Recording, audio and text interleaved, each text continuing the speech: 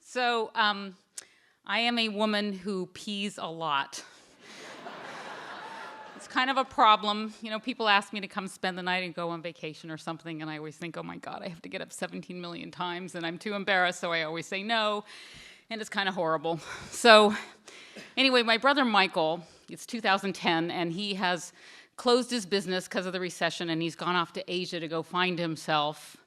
And I think, you know, we're kind of great travel companions. So I say, hey, I contact him. I say, hey, where are you going to be in October? And he says, Nepal. And I say, great. And then I have to go to the internet because I don't know where Nepal is because I wasn't very good at geography. If I haven't been there, I don't know where it is. And I say, oh, it's north of India, and that's where Mount Everest is. And I say, okay. And I said, what are we going to do? And he says, we're going to go trekking. And I say, okay, great. And I have to go back to the internet to figure out what trekking is. And it turns out it means walking up a really big mountain, which doesn't make me thrilled because I'm in pretty bad shape and I'm thinking, oh my God. And he says, okay, we're going to go for 9 days and go to Annapurna Base Camp. I say, okay. And I look up on the internet and I find out that it is, you have to walk on a little path. It's a stone path, and there's a cliff on one side, and you're kind of up against a mountain or something on the other side. And it's peak season. There's going to be a lot of people on the trail. And you start out in the morning at one village, and by the afternoon, you get to the second village where you end for the day. And at that point, he says to me, listen, I'm going to be offline for the next month. I'll meet you in Kathmandu, and hey, talk to you later. And I think, wait, where am I going to pee? So I immediately call this friend of mine, this older woman who has traveled a lot, and I tell her my dilemma, and she says, oh, Vivien, don't worry about it. You just get a Lady Jane. And I say, what's that? And she says, it's like a funnel, and you stand up like a man and you pee. And I said, oh. She says, I will loan you mine. So I go to REI and I take my card and I get my Lady Jane and I get some water purifier pills and some diarrhea pills and I'm on the aisle and this guy who works at REI comes up to me and he's got like a beard and he looks like he comes from Oregon or something and